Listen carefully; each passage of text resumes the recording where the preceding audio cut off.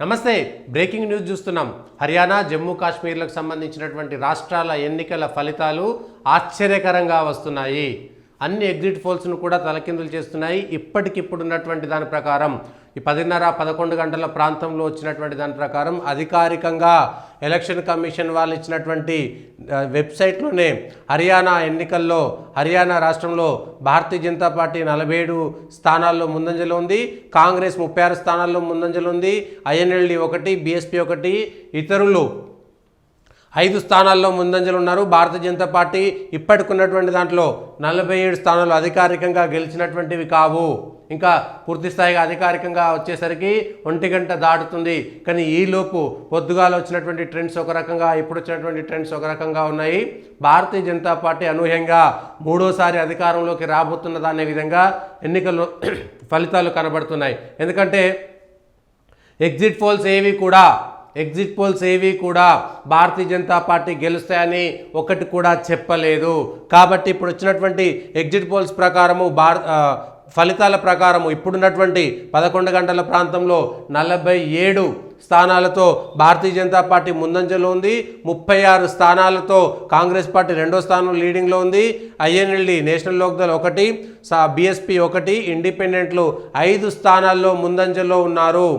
Vote షేర్కి వస్తే Aam Aadmi party 1%, BJP 38%, BSP 1, CPI Congress 40% ఓట్లను పొందింది. ఓట్లు మాత్రం కాంగ్రెస్ 40% ఓట్లు వచ్చింది. INLD 5%, JNJP Jannayak Janata party 0%, NCP 0%, ఇంకా మిగిలినవన్నీ 0. మామూలుగా చూసుకుంటే ఏ రౌండ్లు జరుగుతున్నాయి ఏంటంటే 13 రౌండ్లలో 3, 2, 6వ రౌండ్, 2వ రౌండ్, ఇవన్నీ 5వ రౌండ్ జరుగుతున్నాయి. కాబట్టి పూర్తి స్థాయిగా ఇప్పుడే ఫలితాలు రావు. చివరి 2 రౌండ్లకు వచ్చేసరికి ఇది తలకిందులయ్యేటువంటి అవకాశం కూడా ఉంది. కానీ ట్రెండ్స్ మాత్రం మనకు వస్తున్న దాని ప్రకారం లీడ్ కూడా భారతీయ జనతా పార్టీ అనూహ్యంగా, ఎందుకంటే భారతీయ జనతా పార్టీ 7, 8, 9 స్థానాలు కూడా వచ్చేటువంటి అవకాశమే లేదని నిన్నటి వరకు ఉన్నటువంటి ఎగ్జిట్ పోల్స్ చెప్పాయి. మరి ఆ ఎగ్జిట్ పోల్స్ పరిస్థితి ఎట్లా ఉండబోతుంది ఏంటి అనేటువంటిది ఒక్కసారి మనం చూసుకుంటే హర్యానాకు సంబంధించినటువంటి ఎగ్జిట్ పోల్స్ మాత్రం పూర్తి స్థాయిగా తప్పయ్యేటువంటి అవకాశాలు మాత్రం కనబడుతున్నాయి. మరి ఇవే ట్రెండ్స్ చివరి వరకు కూడా కొనసాగుతాయా లేదా చూడాలి.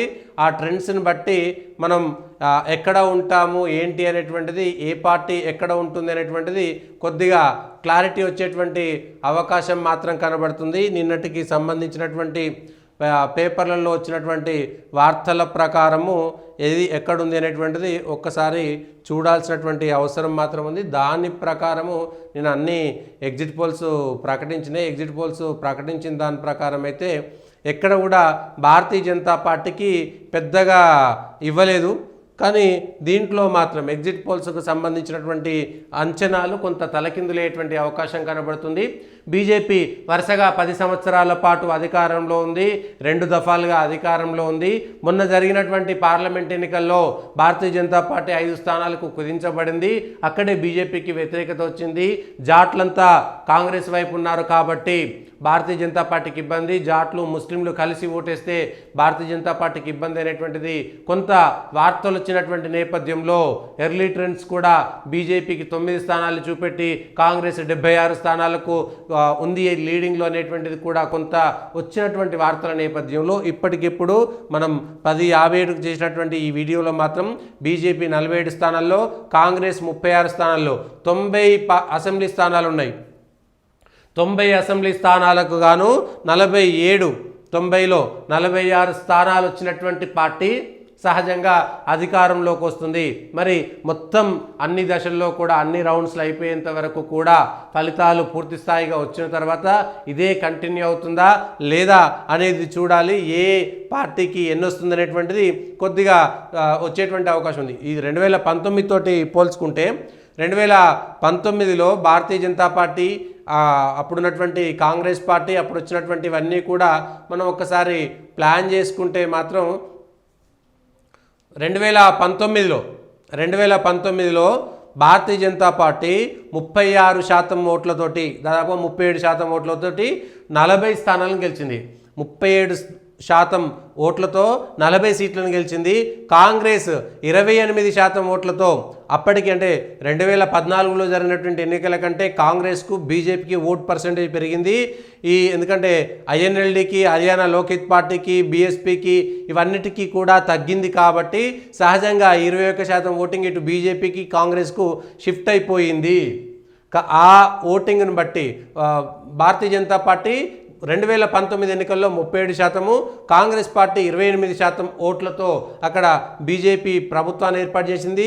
కావలసినటువంటి మెజారిటీ బీజేపీకి లేకపోవడంతో జననాయక్ జనతా పార్టీ ఐఎన్ఎల్డీ నుంచి బయటకు వచ్చినటువంటి దుష్యంత్ చౌతాలా పెట్టినటువంటి పార్టీ 10 సీట్లను గెలిచింది. కాబట్టి ఆ 10 సీట్లతోటి పొత్తులో భాగంగా పోయినసారి భారతీయ జనతా పార్టీ అధికారంలోకి వచ్చింది. వరుసగా 10 సంవత్సరాల అధికారంలో ఉంది, వ్యతిరేకత ఉంది. జాట్కు ముఖ్యమంత్రి పదవి ఇవ్వలేదు. మనోహర్ లాల్ ఖట్టర్ను తీసేసి కేంద్రంలో మంత్రిగా తీసుకున్నారు. నాయబ్ సింగ్ సైనీని ముఖ్యమంత్రిగా పెట్టారు. బీజేపీ పూర్తిగా ఓబీసీ ఓట్ల మీద ఆధారపడింది. అటు బీజేపీకి సంబంధించినటువంటి రాష్ట్ర అధ్యక్షుడిగా ఒక బ్రాహ్మణ వర్గానికి సంబంధించినటువంటి వ్యక్తిని పెట్టింది. ఇటు బ్రాహ్మణులు అటు ఓబీసీలు కలిసి భారతీయ జనతా పార్టీని గట్టెక్కిస్తారని అనుకున్నారు. మనం ఎంత చేసినా జాట్ల ఓట్లు వచ్చేటువంటి అవకాశం లేదు కాబట్టి ప్రత్యామ్నాయ ఓటింగ్ పైన దృష్టి పెట్టాలని భారతీయ జనతా పార్టీ కొంత ప్రయత్నం చేసింది. అదేవిధంగా జాట్ ముఖ్యమంత్రి లేకపోయినా ఓబీసీకి ముఖ్యమంత్రి ఇచ్చి ఓబీసీ ఓట్లన్నీ గంపగుత్తగా బీజేపీ వైపు వచ్చే విధంగా కొంత ప్రయత్నం చేసుకుంది. అయితే 2019లోనే సొంతంగా మెజార్టీకి రాకుండా పొత్తులో వచ్చింది. మరి ఈసారి ఇప్పుడు ఉన్నటువంటి ట్రెండ్స్ ప్రకారం అయితే 47 స్థానాలలో అనూహ్యం ఎందుకంటున్నామంటే ఎగ్జిట్ పోల్స్ని మనం పెట్టుకొని అనూహ్యం అంటున్నాము. కానీ ఎగ్జిట్ పోల్స్ లెక్క ప్రకారం అయితే అనూహ్యము. కానీ బీజేపీ మేము గెలుస్తామనేటువంటి మాట వాళ్ళు చెప్పుకుంది. కాంగ్రెస్ కూడా ఓట్ పర్సెంటేజ్ ఇక్కడ చూస్తే 40% ఓటింగ్ కాంగ్రెస్కి వచ్చింది. అంటే ఒక వర్గం అంతా కూడా పూర్తి స్థాయిగా కాంగ్రెస్ వైపు వెళ్ళినట్టే కదా. పోయినసారి 28% ఓటింగ్ ఉన్నటువంటి కాంగ్రెస్ ఈసారి 40%. బీజేపీ పోయినసారి 37% ఓటింగ్ ఉన్నటువంటి బీజేపీకి ఈసారి 39%. అంటే అధికారంలో ఉన్నటువంటి బీజేపీకి 2% ఓటింగ్ పెరిగింది. ప్లస్ 2019 కంటే 7% ఓటింగ్ ఈసారి తగ్గింది. అది కూడా ఒక కారణం కావచ్చా?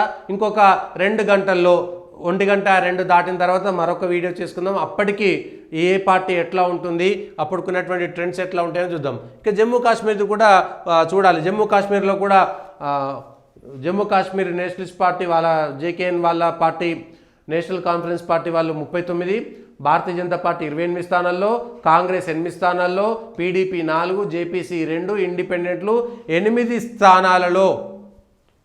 స్థానాలలో వాళ్ళు పోటీలో ఉన్నారు. సో జమ్మూ కాశ్మీర్కు సంబంధించినంత వరకు కూడా భారతీయ జనతా పార్టీ మొత్తం 90 స్థానాల్లో పోటీ చేయలేదు, కాశ్మీర్లో పోటీ చేయలేదు.